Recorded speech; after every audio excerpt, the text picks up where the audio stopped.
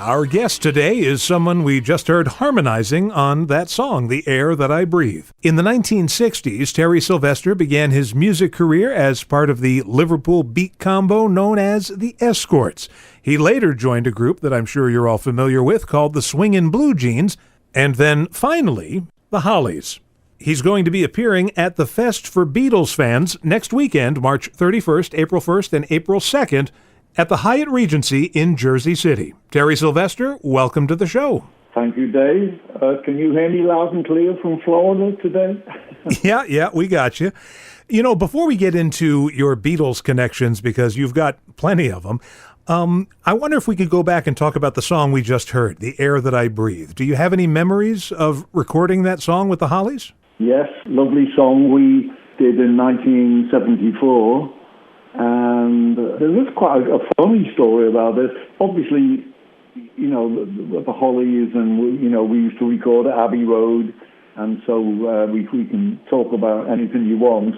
But it's funny on this song. It was George Martin, who's the Beatles producer. He had a secretary called Shirley. And, we were all friends, and, they'd come into the studio and say hi, or we'd go to the office and all that. Anyway, she called our manager about 6 months before we recorded it and said, I heard a song I really think would suit the Hollies. Now, she's the secretary. She's not George Martin. Right. And would you believe, we listened to it, we heard it, and we decided, yeah, it's great. And next minute, it's like number one around the world, and it was given to us by George's secretary, which I think is rather good.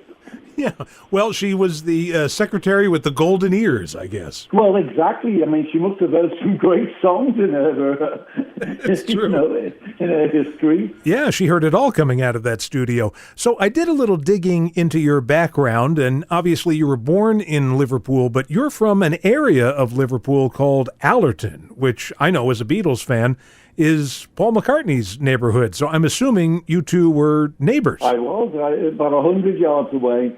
I lived on Haydean Road, and it's like a cul-de-sac-ish type thing. From the main road, you have to pass down Portland Road. So Paul lived in Portland Road, I lived in Haydean Road.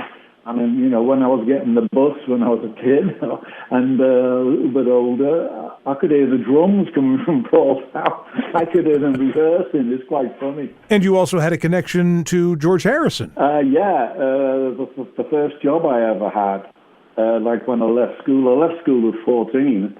And I would never recommend anyone to do that in this day and age. But it worked out for me. But I was born in 1947, so I was like a baby boomer, and there were lots of jobs, and I didn't particularly like school. I liked the sport at school and everything, but I was absolutely awful at maths and things like that. So I couldn't wait to get. Anyway, long story short story long, I went to work. My first job was as a panel beater. Which is like a body shop repairman. And the first day I started, when I think it was on my 15th birthday I started, and my boss was a guy called Peter Harrison. And, he asked me what I liked. I said, I love cars. I said, I love my soccer. I love my football, as it's called in England. And I play guitar. And Peter Harrison turned around and said, yeah. He said, my brother plays guitar. He's in Hamburg right now. It was George's older brother who was my boss. Now, because of that slight age difference, you said you were born in 1947. Were you able to play some gigs with the Beatles or be on the same bill? Oh, yeah. We'd go, me and a friend of mine who was, he worked for the Liverpool newspaper, actually. I say a friend. He ended up in the Escorts with me, but we used to go down to the Cavern Club. And the last time the Beatles ever played the Cavern, they asked us to be on the same show. That was the Escorts, and so we kind of opened for them. Everybody was opening for them in those days. Right. And it was the last time they ever played the Cavern because they'd started to have hit records, and they cancelled one of the shows at the Cavern to do a TV show or something. And the owner of the Cavern, a guy called Ray McFall, he remembered, and so he said, you owe us one more show. He obviously said to Brian Epson, he said, because you cancelled once, and they said, can we... I said, okay. So they did a big thing, and it was obvious it was going to be the last time they ever played there. So we were on that show as well, and it was great. It was great stuff. Yeah, it sounds terrific. You got to play the original Cavern Club. That's a venue that's passed into legendary status at this point. I know the groups will say, oh, it was a small place and it was dingy, but there was something magical about it. Well, it started out as a jazz club, and they didn't like the idea of having beat groups, as they used to call us. Right. Rock and roll, really. But they eventually had to, bow to the audience, because the audience were kids who were, young kids, and they were getting into, Elvis Presley and Eddie Cochran and Buddy Holly and lots of American stars. And of course, in England, we had our own kind of Elvis in Cliff Richard, who was fantastic. Cliff Richard and the Shadows were just great. And so the Cavern, what they used to have was they'd have jazz bands still, and then have one group on every night. But eventually they had to cut out the jazz, because that was kind of fading away. Not that it's ever faded really, but they just had old groups, and there were hundreds of Liverpool groups. The rest of the country took a bit of a time to catch up with what we were dealing with, but it was fun times. The early 60s, definitely. Once again, we're talking with Terry Sylvester, formerly of the Hollies, and he's going to be appearing along with Peter Asher and Patty Boyd and Joey Molland of Badfinger and Mark Lewison, Beatles author and expert. He's going to be appearing at the Fest for Beatles Fans next weekend, March 31st, April 1st, and April 2nd at the Hyatt Regency in Jersey City. I don't want the Swingin' Blue Jeans to get short shrift here, but I do want to move on to you're joining the Hollies, and it was, I guess, kind of a long journey going from the Escorts to the Blue Jeans and then eventually the Hollies. Oh, well, the thing is, the Escorts, sadly, we formed at school.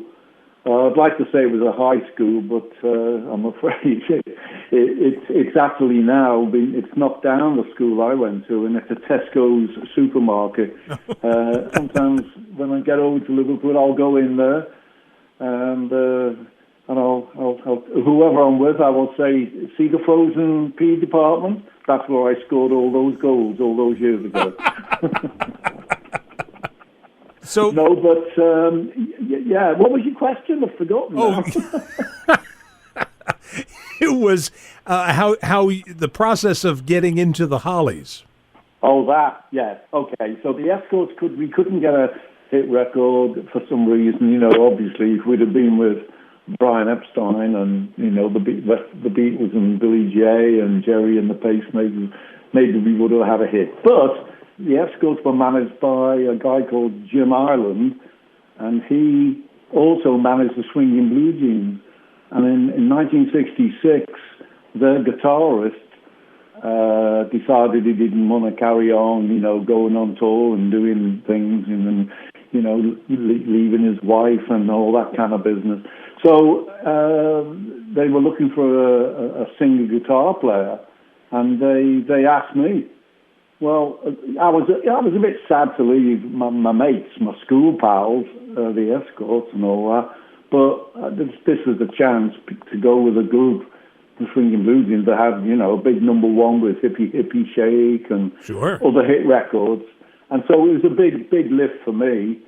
That was 3 years of just basically touring all around Europe, which was great experience. And then, and funnily enough, we used to do a lot of shows with the Hollies, so they were friends. And, we all loved the Everly Brothers. So I'm used to sometimes, at the end of the night, we'd all just jam and sing Everly Brothers songs.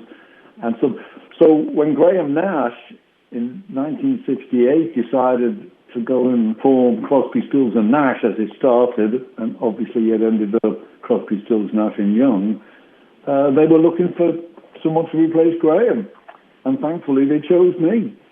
And so I went from the Swinging Blue Jeans to the Hollies, who still having really big hits, and that was it. I mean, I really thought I'd made it when I joined the Hollies. It was fantastic. Probably the day I joined, I would say the happiest day of my life, without a doubt.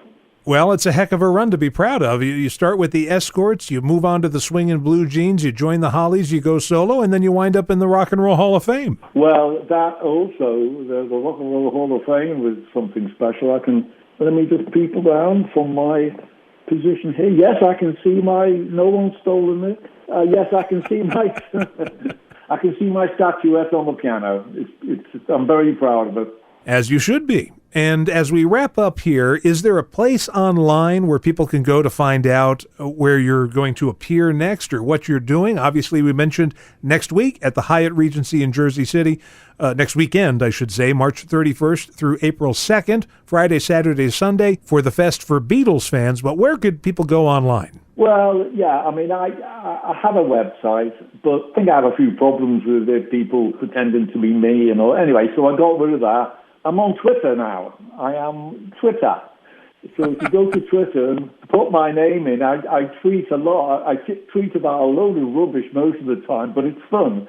And people answer me, and I sometimes answer them. And it's actually fun. And I put pictures up, like Flashback Friday and, Way Back Wednesday and all this nonsense.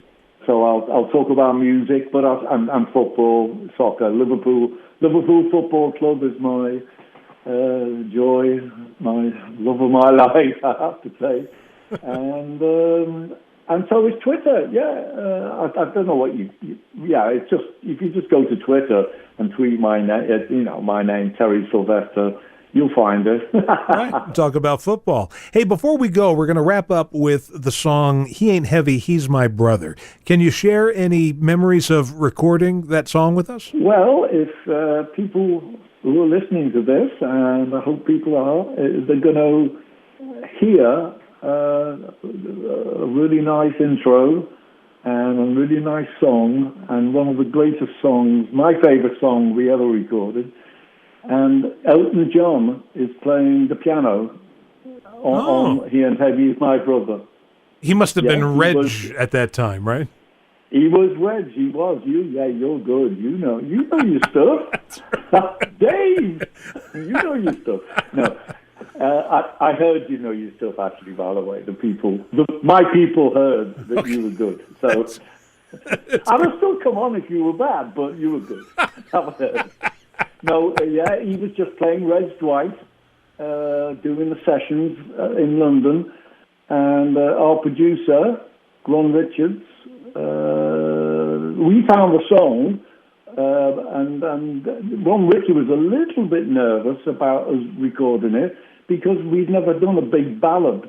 We always did, up-tempo, Bus Stop, can't remember, Carrie Ann, Sorry Suzanne, all the girls' names type thing. This was a much more meaningful song, and thank God we found it, because Elton came in when he was Reg, and the rest, as they say, is history. But yeah, it's a great record, my favourite. And of course, it's a message. It's a message song. It was that horrible, sad day, 9/11.